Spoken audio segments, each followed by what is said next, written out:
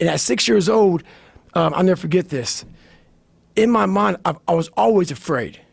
My whole life I was afraid, but I had this fucking voice, this conscience that would always be battling me, saying, hey, you got to get up and do something. I didn't want to do shit. You know, I was just afraid, but that voice would force me to get up. And my dad, you know, I tried to beat him up, whatever, at 6, and I get my ass kicked. So this went on for several years. And I have a big time learning disability because my dad didn't believe in us going to school. So my dad, it was about the business, the skating rink and the bar. So the skating rink opened about 7 o'clock at night. And this is when the time I was able to walk. So about 4, 5, 6 years old, 8, 9.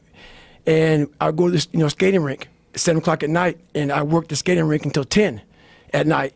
And then we would scrape the gum off the floors and we cleaned the whole skating rink up. And then my dad had an office. And my brother and myself would sleep in the office. And my mom would go upstairs and work the bar until 3 o'clock in the morning. And then they cleaned the bar up. So after all that shit was done with, going to school rarely happened. So when I went to school, I was all kind of, my learning disability. I had social anxiety. I was just a jacked up kid from living in this tortured home. From the outside looking in, we lived in an all-white neighborhood, and then we would travel to the ghetto of Buffalo, New York, where the skating rink was at. So we worked around mostly blacks, and I lived around mostly whites. But no one knew what was going on in that house on 201 Paradise Road. It's crazy. But my mom got courage to finally leave him. When I was about 8 years old, we moved to a small town in Brazil, Indiana, and that's when the real war started for me. And Brazil, Indiana is a small town. Great people, a lot of great people. And I say that because a lot of people get offended. And I'm going to get to the point why they get offended. There was about maybe 10 black families at about 10,000 people in the town. And in 1995, the KKK marched in the 4th of July parade. So this was not everybody was racist. There was a lot of good people. Some of the best people I knew was there, but there was also a lot of racism there. So me being one of the few black kids in that, in that area, it kind of haunts you. I had stuff on my notebook, nigga, we're going to kill you, on my Spanish notebook. They had that on my car, nigga, we're going to kill you. This is early 90s. And so even though I showed it didn't hurt me, it was jacking me up. So all the insecurities I had when I was a kid with my father, I moved into this area here, and it just got worse and worse and worse. And the shit haunted me.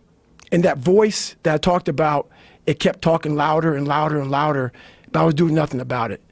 And I decided to make moves. And I cheated all through school. And it's kind of humbling to talk about my stories sometimes, and it's also embarrassing, but it's real. It's who the fuck I am. It's what I am. It's what created me. And copied from the 4th grade to my junior year in high school on every assignment. And I wanted to get in the military, wanted to join the Air Force, and the guy gave me an ASVAB test. It's like a watered down SAT. And I couldn't copy on it because the guy beside me had a test A, I had test B, the guy on my right had test C. So I looked to copy on this test and I couldn't copy on it, so I got like a 20. And I wanted to be an Air Force pararescueman. It's guys that jump out of airplanes and save down pilots. It's a special operator in the Air Force. And my score was so horribly low that I had to retake it again. And he said, hey, I got like an 18 the second time, even worse. I need to get a 50 out of a 99. And so my mom and I, for a while, we lived in the government subsidized apartments, $7 a month, and also food stamps. And we slowly moved up to a $230 a month place. But at the time, we pretty poor. But my mom afforded enough money for me to go to see a tutor one hour a week. So for 4 hours a month, and I had 6 months to study for my last test. I could only take the ASVAB test 3 times. And I studied my ass off and passed it. And I got in the Air Force and realized there was more things in front of me. I was afraid of the water, terrified of the water. And I learned how to swim, but what gets everybody in this training, in all special ops training, is the water confidence, where they try to pretty much drown your ass. All of our lives we've been breathing, and they take that from you, and they want to see how comfortable you are in the water. And there's only 1% African Americans in special operations. And I didn't know anything about African, like a lot of them are negative buoyant, which I am, because of the bone density. I struggled. But 6 weeks into the program, there was about 25 guys left out of about 150. I was there, and I didn't go to sleep for 6 weeks of the program. And I wanted to quit so badly, but I quit everything in my life. I copied through school. I wanted to prove people wrong. And so here I am in this Air Force program, starting to get a little more confidence, but this water was kicking my ass. And 6 weeks into the program, the doctor gave me a blood test. And realized I have sickle cell trait, not the anemia, but it still killed people. But so they pulled me out of training for a week. And when you go from being very uncomfortable in that water situation, and then now you're comfortable, and I'm sitting back watching the guys drown, 'cause I'm not part of the activities anymore for this week. I didn't want to get back in that damn water again. So the fear overcame me, and all my insecurities from my dad, from this small town, from everything started coming back. And even though no one knew how fucked up I was, kind of create this other person who was tough, I live with this shit all the time. So me not wanting to go back in that water, the doctor called me back up. I thought I was going to get like a medical kick out of the military. So no quitting for me. They'll kick me out so I can have some pride. The doctor said, no, man, we could put you back in the training.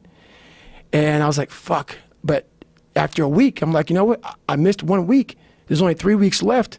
There's a good chance, I could tough this shit out and go on.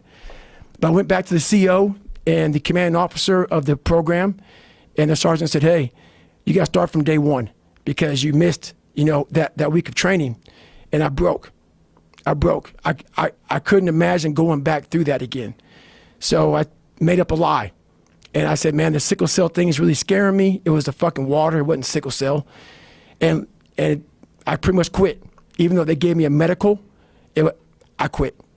So from the age of 19 to the age of 22, I went and did a job called TAC-P, where you control fast movers behind enemy lines. Cool job, but there's no water.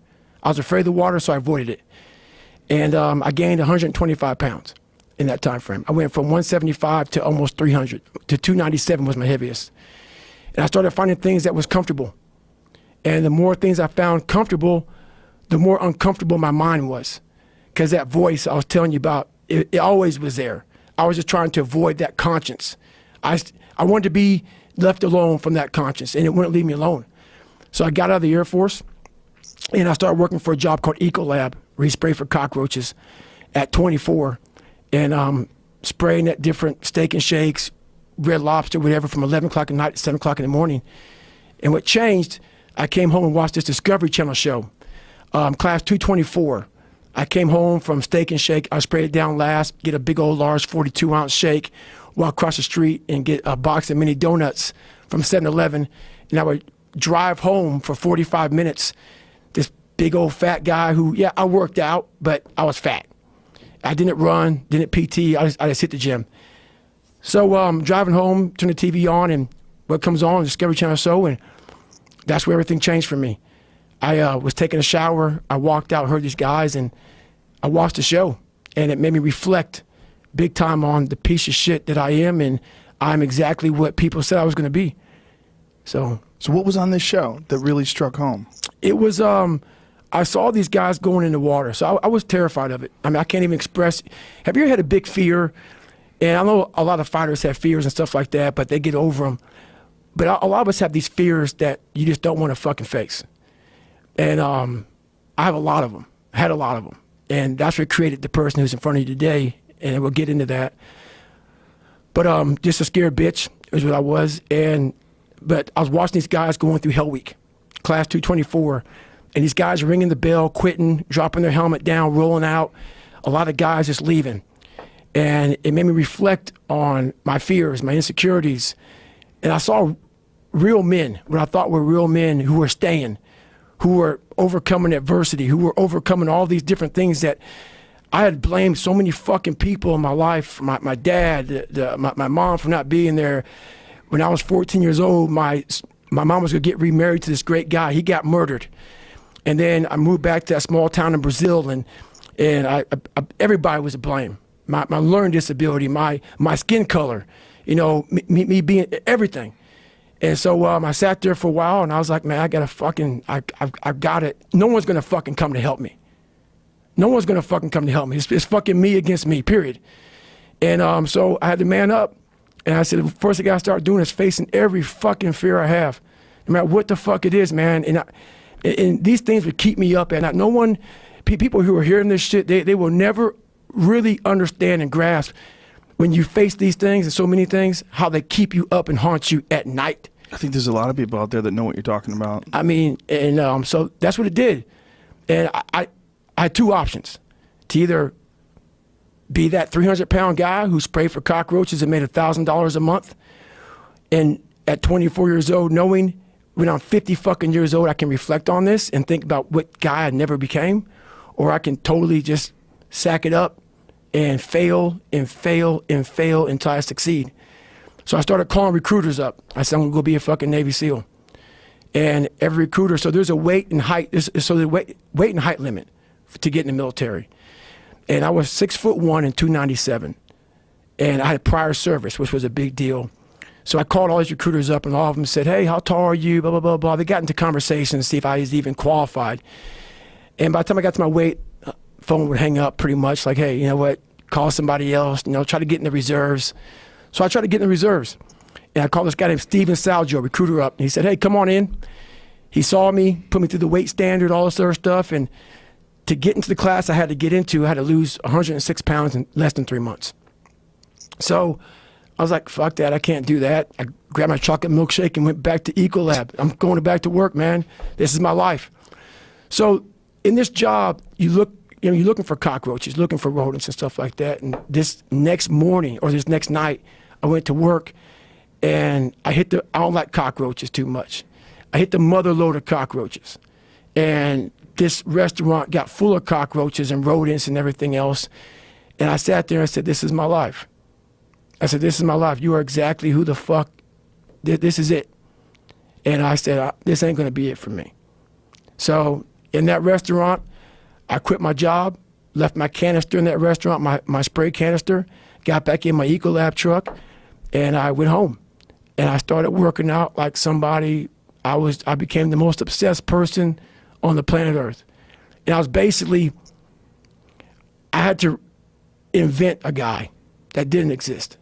I had to invent a guy that can take any pain, any suffering, any kind of judgment, be called nigger, be called whatever the fuck in the world, and be able to stand in the fucking room and say, go fuck yourself. I had to build this callous mind, and I built it through suffering. I built it through downright fucking just crushing myself. If it was raining outside at 3 o'clock in the fucking morning, if it was snowing, the first instinct is don't go out there and do shit. My instinct was, we gotta fucking go out there.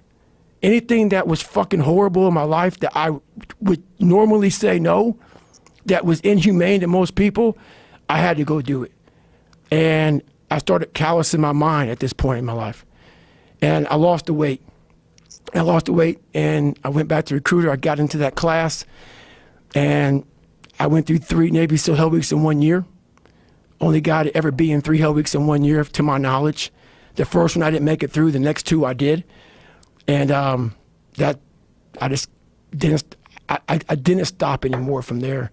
And I started realizing through this process that the fucking mind is what you created. And I started opening different doors that I didn't think were even there, that I didn't think even existed. And the more doors I opened up, the more I started realizing that my potential is damn near endless. And it changed my whole mindset. So I went from David Goggins and I created Goggins. And that journey is a priceless journey that is hard for me to even explain to people because it sounds so quick and easy. Like I lost this weight and I went through 3 Hell Weeks. I went to Ranger School, went to Delta Force Selection, whatever it is. It was brutal. It's a brutal journey every fucking day. And everybody goes, well, are you happy? If anybody knows my life story, and I'll try to give you just a snippet of it, where I'm at today is in front of Joe Rogan telling you my life. To get through where I became, to get through where I'm at now, there's nothing but pride I have for myself that I can't really show people. Because I have this face that they see like, are you happy? What's wrong with you? I'm driven. I'm obsessed. And that's what you see. That's it.